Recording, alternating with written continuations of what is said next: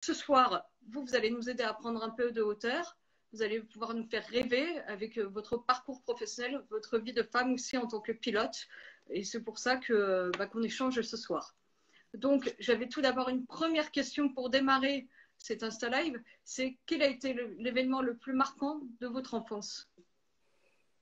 Alors, j'ai eu pas mal d'événements marquants, mais si je dois penser à celui qui a été vraiment le plus incroyable, c'est un jour quand j'étais à l'école, dans une école, c'était le système belge.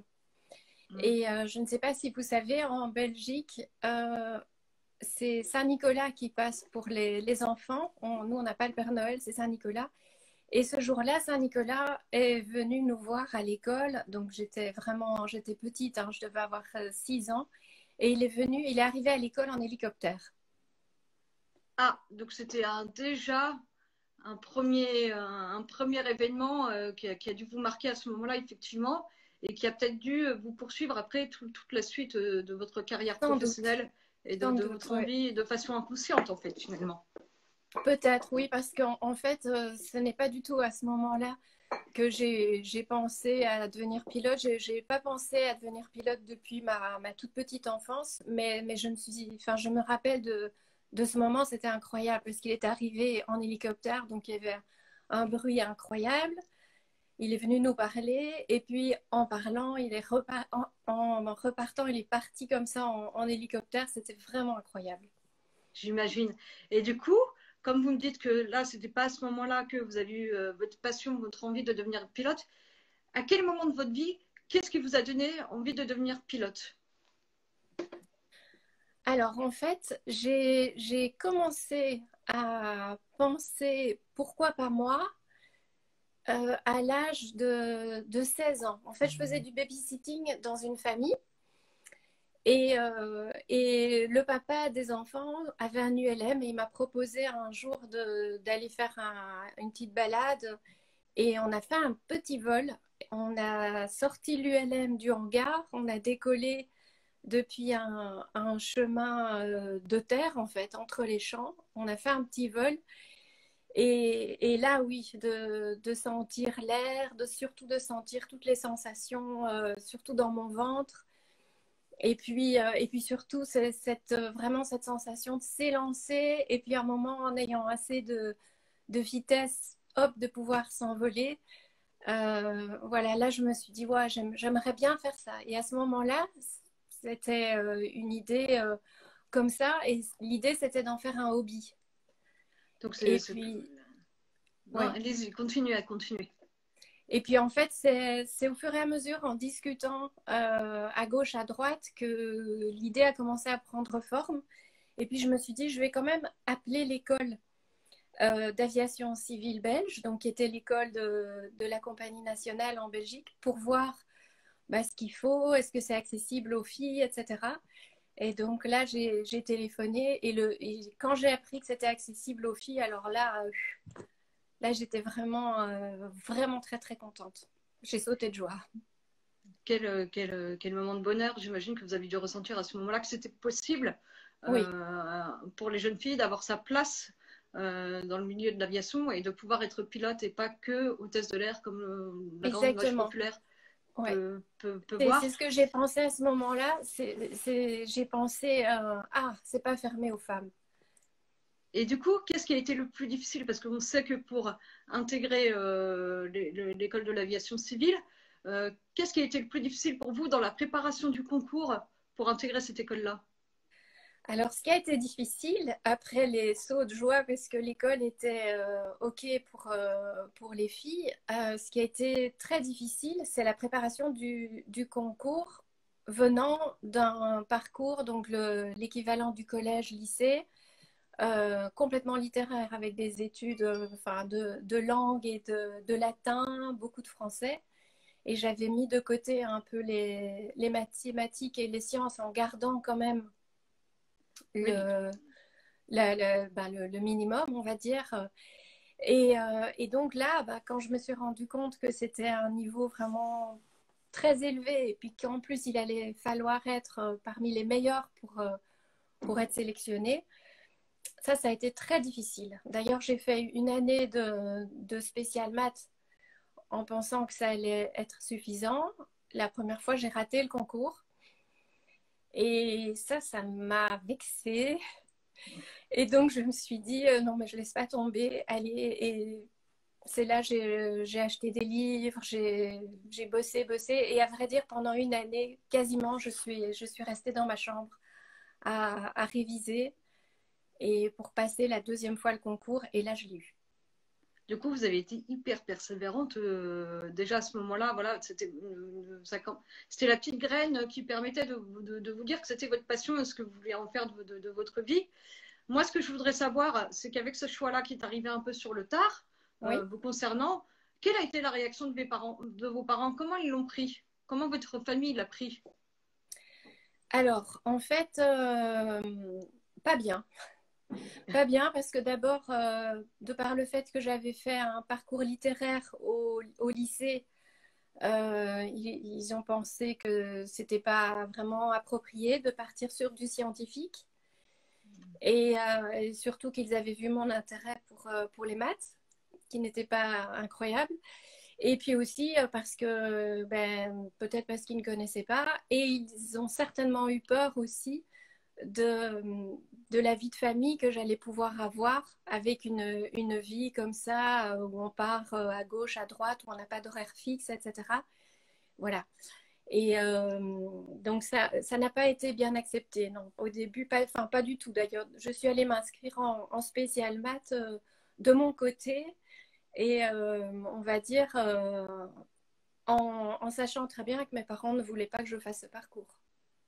Et ils étaient au courant que vous étiez inscrite pour faire le spécial maths Non, je ou leur ai c'était dit en après. secret? D'accord. Je suis allée m'inscrire et je leur ai dit après. D'accord. Donc il y avait déjà une notion de ténacité chez vous qui était importante et forte, de le faire coûte que coûte, peu importe la décision familiale sur ce sujet-là. Ouais, c'était ténacité et puis je pense aussi qu'il y avait peut-être une notion un peu de, je sais pas si on peut dire ça le caractère, quoi. C'est, c'est-à-dire dans le sens, j'ai envie de le faire et si j'ai envie, ben, je le fais. Oui, donc c'est un élément qui est hyper important. Moi, ce que j'ai vu, c'est que d'après l'Organisation de l'aviation civile internationale, la proportion des femmes au niveau mondial euh, sur le métier de pilote, c'est que de 3%. Fort heureusement, depuis, les chiffres sont quand même en train de remonter petit à petit, ça commence à faire son effet.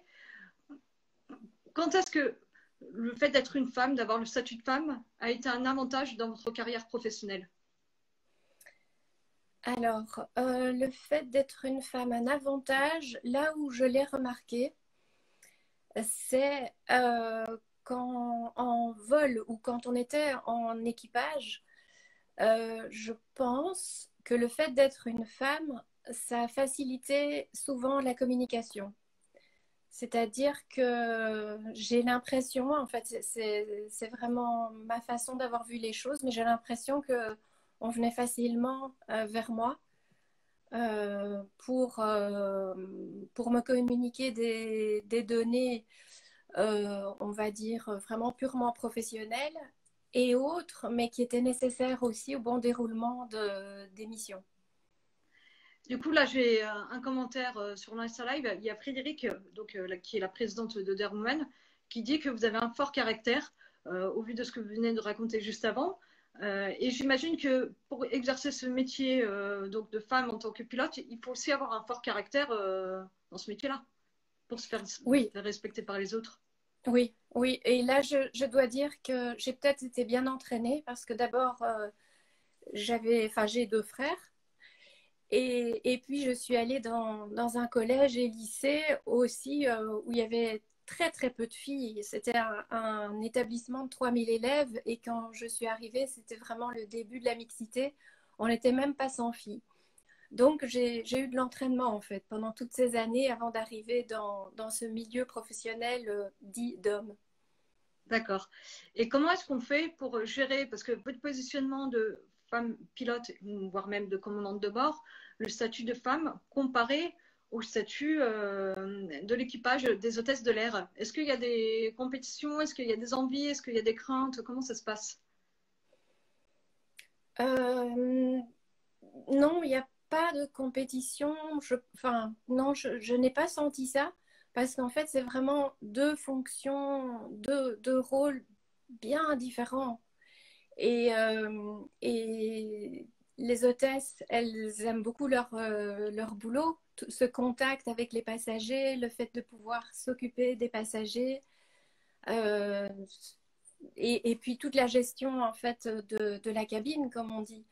Donc ça, elles ont vraiment ce désir et elles aiment vraiment beaucoup leur job aussi. Après, euh, devant, c'est autre chose en fait. C'est deux métiers complètement différents. Et je n'ai jamais senti qu'il y avait une compétition ou des jalousies ou non, non, je trouve que c'était très complémentaire en fait. Et du coup, quels ont été les moments les plus heureux et les plus difficiles à vivre dans votre carrière professionnelle?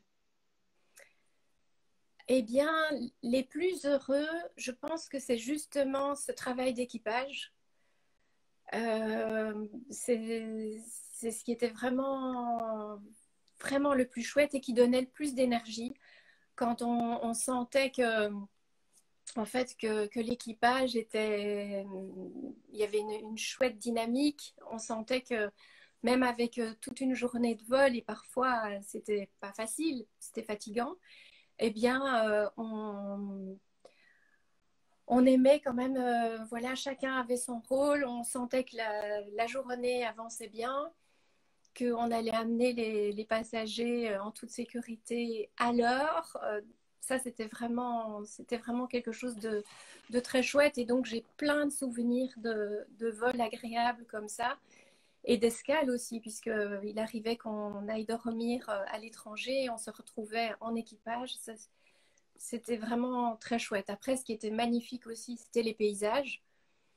Le survol des Alpes, par exemple, ça, on ne s'en lasse jamais. Même si c'est le même vol, la même destination, la même arrivée, ce n'est jamais exactement les mêmes paysages qu'on voit. Les Mm. couleurs vont être différentes, donc ça, c'était très bien. Et le plus difficile, je pense que c'était quand on avait des passagers un peu plus compliqués à transporter. Ça, parfois, ça a été très difficile, ça, parfois. Par exemple, des passagers qui prennent des médicaments parce qu'ils ont peur de l'avion.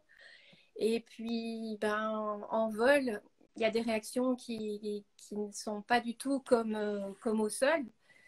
Les réactions peuvent être parfois, pas toujours, mais peuvent être plus fortes ou parfois aussi avec des combinaisons d'un petit verre de vin ou quelque chose comme ça. Et là, c'est ce qu'on appelle des passagers indisciplinés. Ça, c'est vraiment quelque chose de difficile et de pas agréable. Et du coup, j'imagine que dans ce genre de situation un peu compliquée, un peu complexe, vous deviez avoir des procédures à suivre pour savoir comment gérer ces passagers indisciplinés. Oui, oui, tout à fait.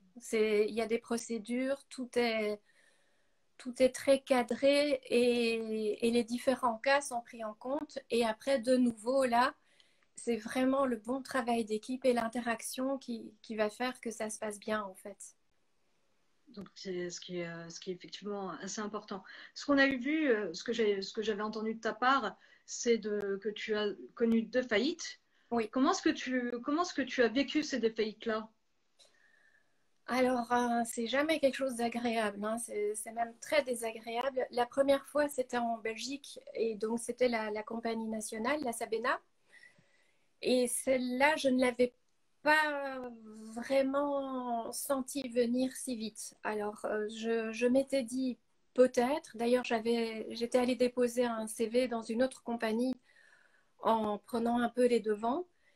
Mais c'était une compagnie qui existait déjà depuis tellement longtemps que on ne voulait pas croire qu'elle allait faire faillite et elle avait déjà connu des situations financières très compliquées et à chaque fois, ça avait redémarré. Donc, voilà. Et donc, je l'ai mal vécu. Et puis, bon, la chance a fait qu'une semaine plus tard, parce que j'avais déposé mon CV ailleurs, j'ai commencé dans une autre compagnie dans laquelle je suis restée 1 an. Et après, j'ai pris la décision de démissionner pour rassembler la famille parce que mon mari avait dû partir à l'étranger et donc voilà, on est parti le rejoindre et puis c'est comme ça que j'ai commencé à travailler en France.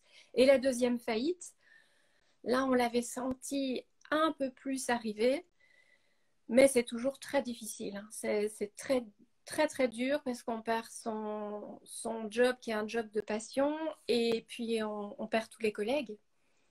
Et ça, c'est vraiment très difficile, surtout que ben, dans les deux cas, je les connaissais depuis très longtemps. Finalement, ça devient presque une famille. Et oui, c'est toujours très désagréable. Et du coup, est-ce que vous aviez géré un peu différemment au niveau émotionnel les deux faillites? Est-ce que la seconde, vous étiez quand même un peu plus préparé psychologiquement? Vous avez, je sais pas, Oui, demandé à voyager un peu plus, faire un dernier vol, etc. alors exactement, ce qui m'a vraiment été le plus difficile pour ma première faillite, c'est que je n'ai pas su que je faisais mon dernier vol dans la première compagnie. Donc en fait, j'ai su après, ah zut, c'était mon dernier vol. Alors que pour la deuxième faillite, je l'ai su parce qu'on m'a demandé de faire un vol supplémentaire parce qu'il y avait des passagers, les pauvres, qui voulaient rentrer chez eux. Et donc on m'a demandé de faire un vol supplémentaire et j'ai accepté avec plaisir en ayant conscience du coup de l'immense chance de savoir que, en pleine conscience que je vivais mon dernier vol. Et donc, j'ai vraiment fait ça en le sachant. On en a parlé avec l'équipage. Après le vol, on a eu l'occasion d'aller dire merci aussi eh bien, aux personnes avec qui on avait travaillé sur l'aéroport, en fait. Et donc, du coup, voilà, le fait de pouvoir dire au revoir, ça a quand même tout changé. La fin était différente finalement Oui. par rapport à ça. Et suite à ces deux expériences-là, ou même à votre expérience professionnelle, quelle a été l'action la plus audacieuse de votre carrière professionnelle? Qu'est-ce qui a été l'action qui a permis l'acte audacieux qui a permis de changer votre carrière professionnelle, de voir les choses un peu plus différemment? Alors, je pense que l'acte audacieux, ça a été de démissionner, en fait. Donc, de la deuxième compagnie, celle dans laquelle je suis arrivée après la faillite, la première faillite. Parce qu'en fait, c'est quand même assez rare euh, un pilote qui démissionne, enfin une pilote. Et en fait, c'était vraiment pour raison familiale. Et donc, je sais que ça a été sur le coup, ça n'a pas été compris par tout le monde. Mais bon, voilà, moi j'ai suivi ma boussole intérieure et voilà. Et en fait, après, ben, il s'est avéré que j'ai plutôt bien fait puisque ben, il me fallait cet équilibre familial pour pouvoir bien faire mon métier. Et donc, bah, finalement, après, ça m'a permis de commencer dans une compagnie française dans laquelle je suis restée 16 ans. Et donc c'est quand même une longue histoire et une belle histoire qui s'est écrite par la suite. Là, je vais aborder la question autour des films, parce qu'il y a des films cultes ou historiques sur les histoires d'aviation et même l'histoire en général avec un grand H. Ouais. Il y a le premier film que tout le monde connaît, je pense, qui est le vol 93, en rapport avec les attentats du 11 septembre 2001. Et on sait qu'il y a eu 4 avions qui ont été détournés, soit pour aller à Washington, soit pour aller à New York. Et ce fameux vol 93 a dévié un peu ces deux parcours. Vous, si vous étiez pilote à bord de cet avion-là, quelle décision vous auriez prise? Alors, c'est très difficile de répondre parce que quand on n'est pas dans l'avion, on n'a jamais tous les éléments. Et donc, c'est assez délicat de dire moi j'aurais fait ça, moi j'aurais fait ça. Mais en tout cas, ce que je peux dire, c'est que donc ce quatrième avion, les passagers et l'équipage ont réussi en fait à reprendre le contrôle de l'avion en partie parce qu'ils avaient été prévenus de ce qui se passait, contrairement aux autres. Et en fait, du coup, si moi j'avais été dans ce cas-là, de devoir prendre une décision horrible, en fait, de prendre la moins mauvaise décision, on peut le dire comme ça, eh bien, c'est oui, à tout prix, essayer de reprendre le contrôle et les commandes pour essayer de prendre la moins mauvaise décision et qu'il y ait le moins de vies humaines touchées. J'imagine.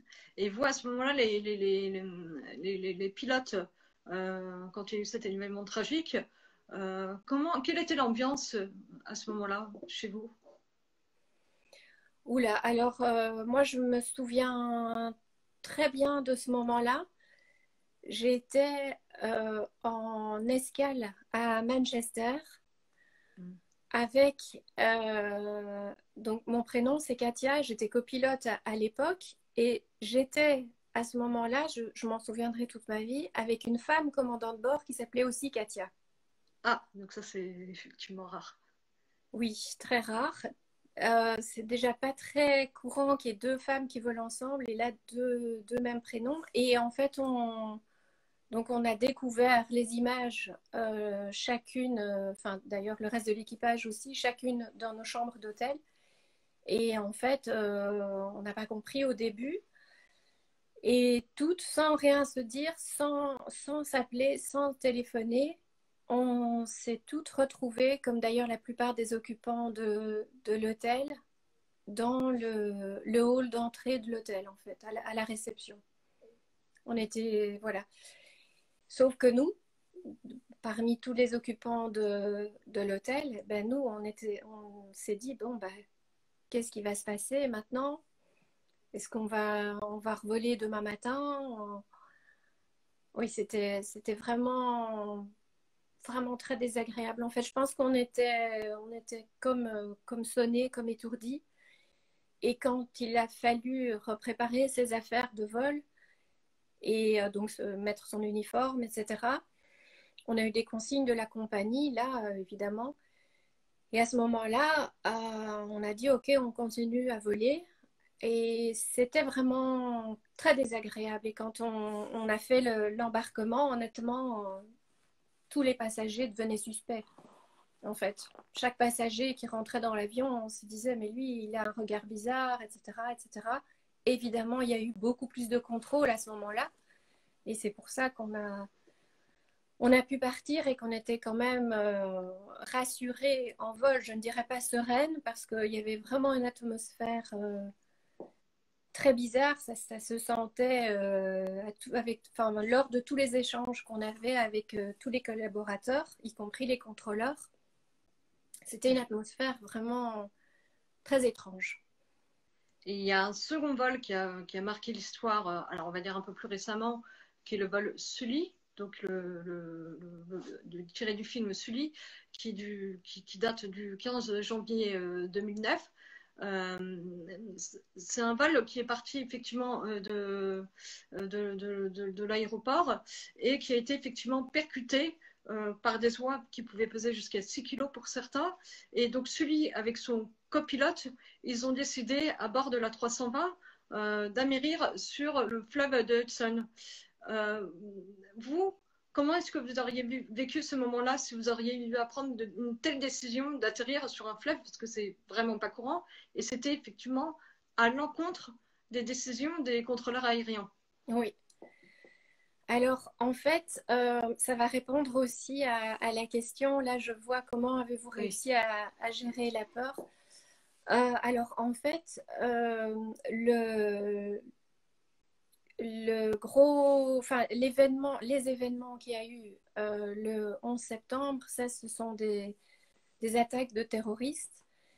C'est quelque chose pour lequel on se prépare aussi, mais c'est vraiment un cas très particulier et qui est, comment je vais dire, plus imprévisible qu'une manœuvre pour laquelle on peut s'entraîner, qui est de prendre, comme on dit, des oiseaux dans les moteurs.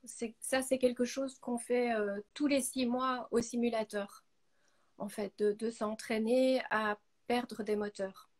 En général, on fait les simulations, parfois au décollage ou en vol, et c'est souvent un moteur et puis l'autre qui tombe en panne, alors que là, eux ont eu les 2 moteurs. Et en fait, là, c'est la décision en fait est prise avec divers canaux auxquels on ne pense pas évidemment au moment où ça arrive, mais il y a les connaissances, et ça c'est la connaissance des procédures, de ce qui se passe, mais c'est la connaissance des livres et de ce qu'on a appris. Et puis, c'est une connaissance, je vais dire, ça fait bizarre de dire ça, mais une connaissance aussi auditive. C'est une expérience auditive. Tout de suite, on se dit, c'est quoi ce bruit? Qu'est-ce qui se passe? Tous les sens sont en éveil, en fait, parce que l'avion va bouger aussi, il va y avoir des grosses vibrations, etc. Donc, tout de suite, on se met en mode, OK, action. Et donc là, par rapport à la question de la peur, euh, c'est étrange, il y a comme une sorte de clapet, en fait, où on se dit, OK, on a peur, cette situation est extrêmement stressante, OK, j'ai accès à toutes mes connaissances, à mon expérience. Et alors, les contrôleurs disaient d'aller atterrir à un autre aéroport, mais eux, euh, ils font selon leurs procédures à eux et avec l'image de tout le trafic aérien, surtout New York, qu'ils ont sur leur écran. Ils n'ont pas la vision 360 degrés que nous, on a. Et quand je dis 360 degrés, c'est vraiment visuellement tout ce qu'on voit et puis tout ce que nous apportent nos sens aussi. Et il y a quelque chose que les sens apportent aussi, c'est la masse d'air dans laquelle on est. Et ça, c'est impossible de dire ça aux contrôleurs, ça va trop vite. Mais parfois, on se rend compte, OK, on fait un calcul, j'ai telle altitude pour aller à l'aéroport que le contrôleur me conseille. Il y a autant de distance, donc je n'ai plus de moteur, ça va être en plané, est-ce que ça passe? Oui, non, c'est trop juste, OK, autre chose. Je prends trop de risques si je vais jusque-là. Donc, autre chose, et la procédure de l'amérissage est dans nos procédures, enfin, pour tous les avions. Et donc à ce moment-là, voilà, ça a dû être la procédure qu'il ne pensait peut-être jamais devoir utiliser, il l'a utilisée. Et en fait, moi, j'ai beaucoup volé au départ de l'aéroport de Marseille. Et l'aéroport de Marseille est juste à côté d'un étang. Enfin, vraiment, le bout de la piste, c'est l'étang. Et puis pas loin, il y a la mer. Et donc, c'est vrai que quand on part ou on arrive à un aéroport si près de la mer ou d'une étendue d'eau, on revoit cette procédure aussi. Donc, et tout est prévu en fait. Donc, c'est sûr qu'à un moment, eh bien, c'est une sorte d'intuition. Et l'intuition, c'est le mélange entre les connaissances. Et donc, ça, c'est notre job. Et si on connaît, si on révise ces procédures et qu'on les révise et révise et révise et qu'on les connaît toujours et qu'il y a un haut degré de connaissance, ça va vraiment être une aide. Après, il y a l'expérience. Et puis, il y a cette connaissance de la situation vraiment dans son entièreté. Et après, c'est comme des colonnes dans le cerveau, ok, là, la piste, tatati, tatata. Et après, nous, en fait, on prend tout en compte. Alors que le contrôleur, dans ce cas-là, peut-être que lui n'a pas tous les éléments, mais on ne peut pas lui expliquer, ça prend trop de temps.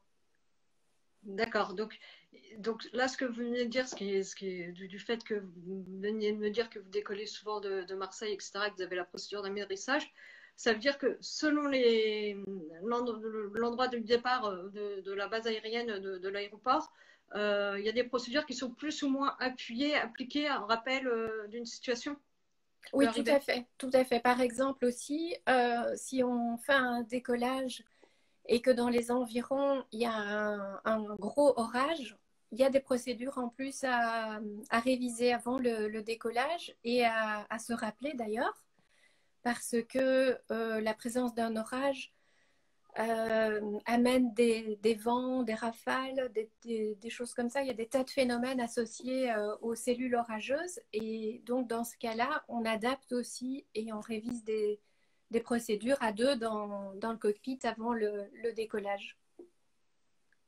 Là, j'ai Frédéric qui vous pose la question. Est-ce qu'il y a des réactions de la part des passagers quand ils découvrent que vous êtes une femme pilote? Alors oui, il y en a qui sont surpris et même là, en 2020-2021, il y en a qui restaient surpris. Il y a beaucoup de curiosité et je pense qu'il y a aussi un peu plus de tests, c'est-à-dire que quand le commandant de bord fait les annonces, par exemple, de bienvenue, etc., je pense que certains passagers écoutent peut-être un peu plus, peut-être un peu du style à qui j'ai affaire. Et puis j'ai vu aussi des passagers qui étaient rassurés et des passagers qui venaient nous dire ah ben moi j'aime bien, on nous tient plus au courant, le vol est plus doux. Enfin voilà, en fait c'est un peu l'expérience de chaque passager. Mais en général, je dois dire que ça c'était plutôt bien accueilli. Super. Et là, je vais rebondir sur le fait que vous ayez un statut de femme et de pilote. Je vais prendre la phrase culte des interviews de Léa Salamé. Si je dis que vous êtes une femme puissante, que me répondez-vous?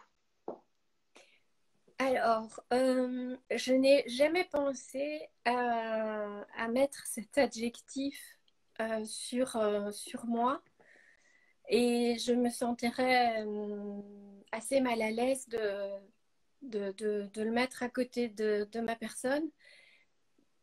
Par contre, ce que je peux dire, c'est que je sens une sorte de puissance dans le sens où c'est une sorte de force. Si j'ai envie de faire quelque chose, tant que ça reste évidemment réalisable, eh bien j'y vais. Comme par exemple, quand je n'ai pas réussi la première fois mon concours, on en parlait tout à l'heure, eh bien je sens cette espèce de force et de puissance à l'intérieur qui me dit, mais vas-y, vas-y, fais-le. Et voilà, c'est peut-être plutôt ça. Et alors, c'est sûr que du coup, ça dégage parfois une sorte d'enthousiasme et d'énergie qui, je pense, parfois peut être contagieux. Et puis, du coup, c'est la puissance là-dedans, mais c'est plutôt dans l'action, en fait. Eh bien, c'est vraiment de suivre ce que moi j'ai envie de faire. Et si quelqu'un me dit non, eh bien, ça ne va pas m'arrêter en fait. Et dans ce sens-là, c'est un peu puissant dans le sens de la force, comme si j'avançais quoi qu'il arrive, quoi. Alors, je vais juste rebondir sur ce qui est écrit là sur l'Insta Live. Il y a Nan Douri qui dit Hey, notre super commandant de bord, la meilleure. Donc là, vous avez un compliment de la part d'un admirateur. Et j'ai une question de Frédéric qui demande si vous avez réussi à inspirer d'autres femmes pour devenir effectivement, à susciter des vocations à devenir pilote ou commandant de bord. Euh, alors j'espère que peut-être des jeunes filles auront eu l'envie de devenir pilote parce que j'ai reçu pas mal de visites dans le poste de pilotage et je voyais des yeux émerveillés et beaucoup disaient ah mais on peut être pilote quand on est une fille alors donc j'espère et après oui je pense enfin en tout cas que je connais oui il y en a peut-être deux qui se sont dit ah bah si Katia a pu le faire moi je le ferai aussi. Donc là, j'imagine que vous ressentez une satisfaction Ah oui. d'avoir atteint ce but-là, d'aider les filles à réaliser leurs rêves, de réaliser l'audace de leur vie, en fait. Oui, tout à fait. Et puis que ce soit ce métier-là ou peut-être un autre, peut-être que ça les aura fait réaliser que ah tiens, ce métier-là, je pensais que c'était que pour les hommes et non, et je vois que c'est accessible aux femmes et donc peut-être que d'autres métiers aussi sont aussi accessibles aux femmes alors que je pensais qu'ils n'étaient qu'accessibles aux hommes. Donc, il y a Frédéric qui rebondit sur ce que vous venez de dire. Bravo, vous êtes un beau rôle modèle et c'est vrai que vous l'êtes. Je pense que voilà, à travers vous, à travers votre témoignage, à travers ce que vous me racontez, ça peut aider d'autres personnes à atteindre ces objectifs, à réaliser ce rêve et à se dire que rien n'est impossible. J'ai une question aussi d'Isabelle qui posait la question sur l'Insta Live. Quel a été votre plus beau vol? Mon plus beau vol.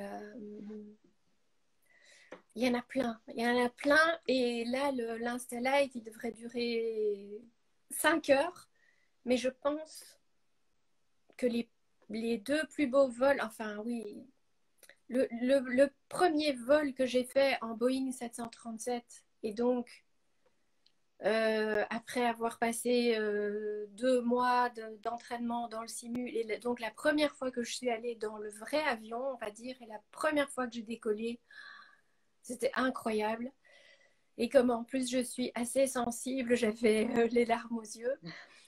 Ça, c'était un grand souvenir. Quand j'ai été, comme on dit, lâchée copilote, ça veut dire à partir du moment où j'avais assez d'expérience pour pouvoir voler avec des commandants de bord qui n'étaient pas instructeurs, mais des commandants de bord, je veux dire lambda. Là aussi, c'était très, très, très, très chouette. Et là aussi, beaucoup d'émotions. Et ensuite aussi le vol où je suis devenue commandant de bord et où l'examinateur m'a félicité. Là, c'est pareil, j'ai encore versé ma petite larme. Et ça, c'est beau parce qu'en fait, il y a quelque chose derrière. C'est pas juste de réussir un examen ou juste se réaliser. Il y a toujours quelque chose derrière. Quand je suis devenue copilote, c'était ce bonheur de voler, mais aussi d'amener les passagers du mieux possible.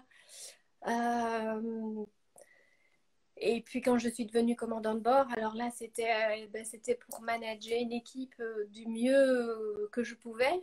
Et donc, il y avait aussi un but derrière. Et donc, voilà, c'était pas juste d'avoir réussi un examen ou de me réaliser moi, c'était tout ce qu'il y avait derrière. Très beau témoignage. Ce que vous me racontez, c'est que vous n'êtes pas pilote que par vocation non plus de voler sur un avion, mais aussi l'idée de transporter les passagers derrière et de se sentir utile, en fait. C'est une notion qui est importante chez vous. Oui, et puis aussi parce que en tant que femme, c'est toujours intéressant d'avoir les deux, la complémentarité. Et, et en fait, je trouvais ça génial, en fait, d'amener ce côté plus féminin, de montrer qu'en fait, ça marche très bien aussi quand on reste calme, gentil et doux, enfin et douce, qu'au final, on peut très bien manager une équipe, en fait, comme ça aussi. Et c'est ça qui m'a fait le plus plaisir quand je suis devenue commandant de bord, en fait.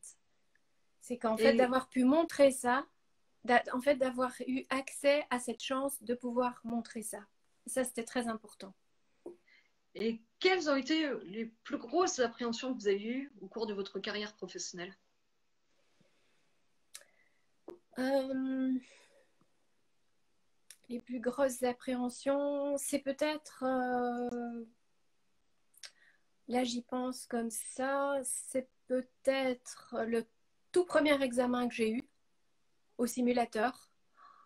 Oh là là, là c'était vraiment, c'était très stressant parce qu'en fait, quand on est au simulateur, quand on fait un examen, on a le commandant de bord, le copilote, l'instructeur et un examinateur. Et donc, le moindre battement de cils, il est examiné, il est analysé et vraiment là, on se dit, c'est vraiment très stressant.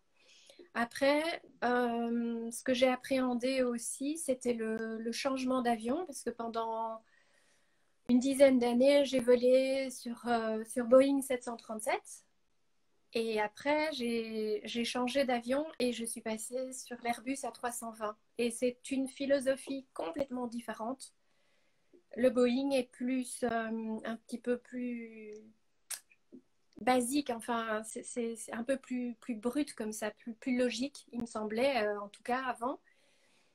Et l'Airbus, c'est une philosophie tout à fait différente. Et puis même au niveau du pilotage, l'Airbus, comme on dit, une sorte de joystick sur le côté, alors que le Boeing, c'est devant. Enfin, c'est complètement différent. Et après avoir volé 10 ans sur un avion, je me suis dit, oula, est-ce que ça va aller? Je suis tellement accrochée à cet avion, le Boeing 737, que j'adore.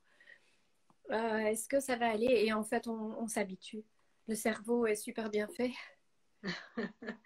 Là, j'ai un commentaire d'Isabelle qui dit: quelle humilité que vous dégagez, c'est incroyable. Et j'ai une question de la part de Frédéric. Avez-vous un avis sur la façon de manager? Est-ce que c'est différent pour les pilotes masculins? Alors,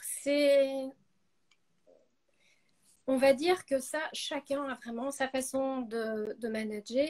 On était 140 pilotes dans la dernière compagnie dans laquelle j'étais.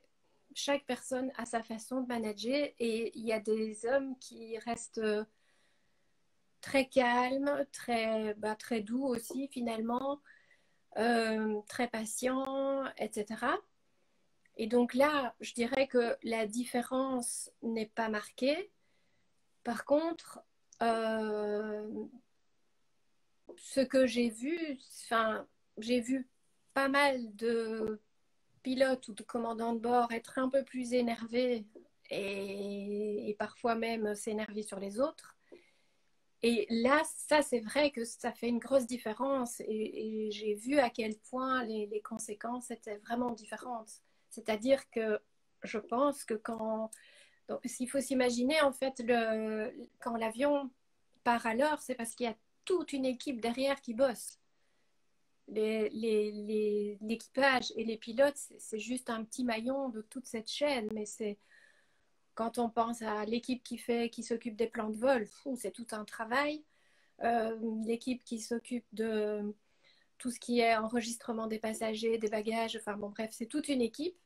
Et quand on laisse chacun faire son travail, tout en regardant quand même de loin si, ok, tout est fait dans les temps et tout, là, c'est magique parce que tout se rejoint après, parce qu'on a tous des procédures qui sont préparées par rapport à l'heure de départ de l'avion. Et chacun connaît ses procédures. Donc, on n'est pas censé aller voir ce que l'autre fait et dire, t'as fait ça, t'as fait ça. Donc, quand on laisse chacun faire son travail, quand on fait confiance à chacun, c'est là qu'on a des miracles. Parfois, il y a des imprévus ou des décisions à prendre et où ils ont besoin d'avoir l'avis du commandant de bord ou du copilote, enfin des pilotes. Donc forcément, là, le travail se fait d'un groupe à l'autre. Mais sinon, si on laisse chacun faire son travail, c'est magique. Et pour parler un peu plus en lien avec l'actualité, avec l'écologie, avec les numériques, les progrès technologiques, que pensez-vous d'Atoll? Atoll, pour ceux qui nous écoutent, ce sont les taxis volants qui ont été développés tout récemment. Que pensez-vous de ce système-là? Alors, là, je vais juste expliquer en 2 mots, en fait, quelle différence ça apporte pour les avions. En fait, il y a 2 manières principales de se diriger quand on est en vol. C'est à vue, donc en regardant à l'extérieur, ou avec les instruments, donc en regardant juste les instruments qu'il y a devant nous. Et les instruments reçoivent des signaux du sol, par exemple, pour atterrir. Donc des instruments du sol ou bien des signaux satellites, enfin, fonctionnement un peu comme des GPS. Et donc là, avec le programme Atoll, ce que Airbus a voulu faire, c'est en effet rajouter des décollages automatiques, ce qu'on appelle le taxi au sol, donc aller du poste de stationnement à la piste et inversement, et des atterrissages tout à fait automatiques. Et tout ça par souci d'économie et aussi pour venir en aide au travail des pilotes. Et donc, par souci d'économie carburant, donc ça, c'est une bonne idée. Après, il faut faire attention aussi, c'est mon avis, et on l'a vu dans le passé, de ne pas tomber dans un vol qui serait trop automatisé, parce que quand les automatismes tombent en panne et que c'est au pilote de reprendre la main et de revoler, il faut qu'il soit entraîné. Donc en fait, il faut que très régulièrement, ils pilotent eux-mêmes en fait, et sans automatisme. D'accord, donc il faut quand même qu'ils gardent la main à la pâte, un peu comme pour les gens qui conduisent des voitures entre la voiture manuelle et la boîte automatique ou les voitures complètement automatisées. C'est voilà, c'est comme on demande au grand public de garder leur passeport. J'imagine que c'est pareil pour le métier de pilote. Et là, je vais parler aussi de la situation actuelle. Ça va faire presque un an que vous n'avez pas volé. Oui. Comment faites-vous pour vous maintenir à jour dans vos connaissances? Alors, je suis obligée pour garder ma qualification de passer un examen au simulateur tous les ans. Et puis alors évidemment aussi un examen médical. Et donc, bah moi pour l'instant, c'est tous les mois de juin, il faut que j'aille au simulateur. Et donc pour me préparer à cette séance de simulateur qui dure 4 heures, et bien là, je m'installe pendant, enfin on va dire un mois avant, je commence à réviser toutes les procédures, toutes les pannes, je vois tout ce qui a changé. Euh, Parce que les pannes, vous parliez tout à l'heure de Sully. Oui, L'amérissage, c'était une procédure qui existait bien sûr déjà avant, mais elle a été, on a apporté des compléments en fait de procédure après cet accident. Donc, quand on maintient sa qualification à jour, comme on dit, eh bien, on doit absolument apprendre, évidemment, et être au courant de tous les changements qu'il y a eu pour rester à jour. Donc voilà, en général, c'est un mois avant, je reprends mes livres et comme on dit, je mets la tête dans les bouquins.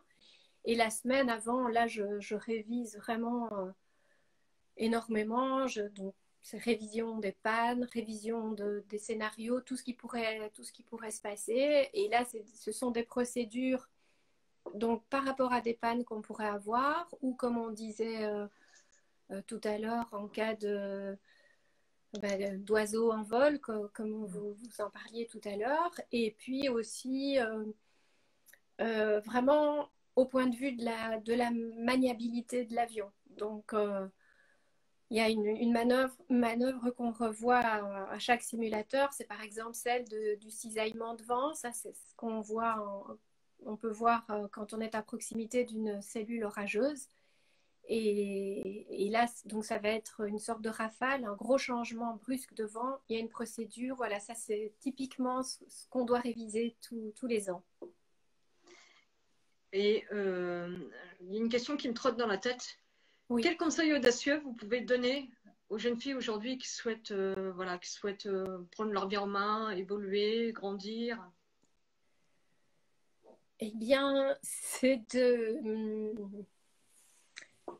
en fait de s'écouter, c'est-à-dire d'écouter son cœur et ses tripes pour faire vraiment ce qui plaît.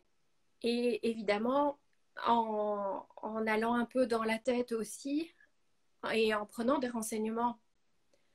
Et en fait, quand on prend des renseignements, on peut après ajuster ses préparations, ses connaissances, j'allais dire ses études, mais ça peut parfois être la lecture de livres.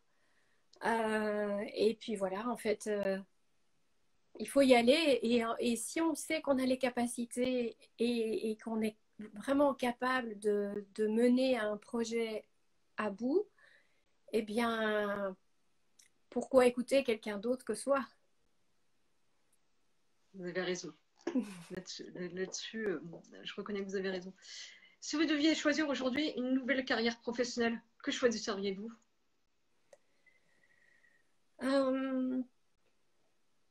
Alors, en fait, j'ai tellement aimé ma carrière de pilote de ligne que si je pouvais, donc c'est-à-dire si j'avais la même santé que j'ai et celle que j'avais avant de faire mes études, parce qu'avant de commencer tout ça, j'étais quand même allée voir si au niveau des yeux, etc., parce qu'on en parle tellement pour les pilotes. Donc, j'ai tellement aimé cette carrière-là que je pense que ben, j'aurai la même en fait. Et les choix que j'ai faits de démissionner pour réunir la famille et privilégier à ce moment-là la famille, j'ai fait un autre choix aussi, c'est de mettre un peu en attente et en stand-by mon passage commandant de bord par rapport à l'âge et à la configuration familiale de ce moment-là.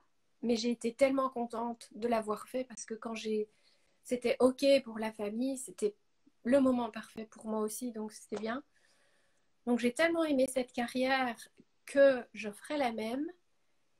Par contre, avant de savoir que le métier de pilote de ligne était accessible aux femmes, et déjà au collège, ce que j'avais envie de faire, c'était d'être psychologue pour accompagner les personnes. Et donc, j'ai toujours ce petit truc quelque part. Et je me dis, ben, en fait, j'aurais pu faire les deux peut-être en même temps. Et alors, c'est à un moment, je me suis inscrite à la fac et j'ai suivi un trimestre, mais là, j'avais vu un peu trop quand même parce que j'avais donc ma vie de maman avec des enfants encore jeunes. J'avais ma vie de pilote de ligne à plein temps avec les nuits blanches, les horaires décalés. Ça, c'était trop. Et donc, j'ai quand même ce truc-là qui est resté et c'est ce que je vais faire maintenant, en fait. Enfin, ce sera dans l'accompagnement, c'est pas dans la psychologie, mais voilà. Et comme ça, je serai contente parce que j'aurai fait tout ce que j'avais envie. Et quel sera votre prochain acte audacieux? Mon prochain acte audacieux... alors, j'ai encore un petit projet avec l'aviation, c'est celui de passer ma qualif hydravion. Donc ça, c'est voilà. Après, je pense que ce serait plutôt de me lancer à fond dans mon second métier. Voilà. Ça, c'est mon next step, mon projet audacieux futur. C'est un beau projet. Là, j'ai Sophie qui dit ne change rien. Vous êtes tellement inspirante. Un grand merci pour votre témoignage, immensément émouvant. Oh, ben merci et merci beaucoup pour tous ces compliments. Ça me touche vraiment beaucoup. Et si je peux donné envie aux femmes d'y aller à fond. Je suis vraiment très heureuse. Et j'ai Frédéric qui dit prochain air trip dans votre hydravion. Ce serait plutôt une bonne idée, vu que plus personne vole et qu'il faut qu'on puisse rêver. Bah, c'est une superbe idée. J'ai Anne-Sophie qui répond, vous êtes calme, modeste, superbe, manageuse et pilote. Merci pour votre authenticité. Pareil pour Isabelle qui dit bravo et merci. Ben, merci à vous, vraiment merci d'avoir été toutes et tous là. Et j'ai Frédéric qui dit merci, vous êtes une grande derwoman, ainsi que Charlotte qui écrit bravo, vous nous donnez envie de nous passionner, de vivre de nos passions. Et pour conclure cette interview, oui. J'avais une dernière question, oui. mais qui j'espère va vous plaire. Si votre vie était un vol, comment gériez-vous ce vol, votre vol? Excusez-moi, on a été coupé juste au début de la question. Alors, je répète, si votre vie était un vol, comment géreriez-vous votre vol? Si ma vie était un vol, comment je gérerais mon vol?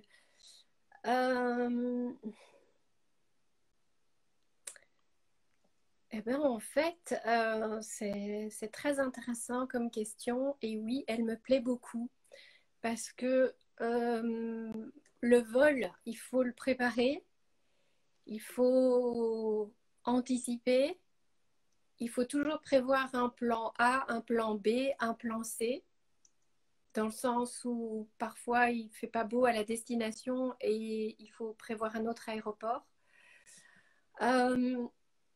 Et en fait, c'est un peu comme ça que j'organisais ma vie et que je le fais. C'est toujours essayer d'avoir plusieurs pistes, plusieurs facettes et parfois d'avancer dans les différents domaines en même temps, parfois pas. Donc il y a l'anticipation, le plan A, le plan B, le plan C. Et puis cette importance du groupe, du travail d'équipe et de tout ce qu'on peut s'apporter en travaillant ensemble, ça c'est vraiment quelque chose qui est important dans ma vie comme dans les vols. Après, je pense aussi cette conscience de ce qu'on peut faire quand on est une femme dans un milieu d'hommes, c'est-à-dire de donner envie à d'autres femmes de s'épanouir comme ça dans des métiers qu'elles n'avaient peut-être pas imaginé pouvoir faire au début. Et ça, c'est quelque chose que j'essaye de faire aussi dans ma vie, d'encourager.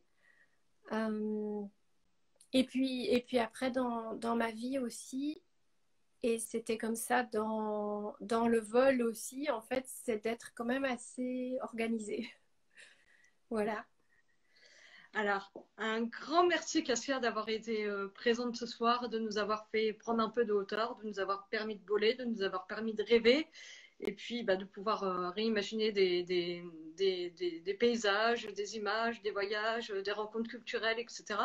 C'est parce que ça fait quand même un an que plus personne n'a pris l'avion et que je pense que tout le monde a hâte de prendre l'avion. Et puis je voulais aussi surtout remercier à toutes les personnes qui ont suivi l'Insta Live ce soir parce qu'effectivement c'était très enrichissant et très très intéressant. Je suis surtout ravie d'avoir pu échanger avec vous. Donc c'était un énorme plaisir.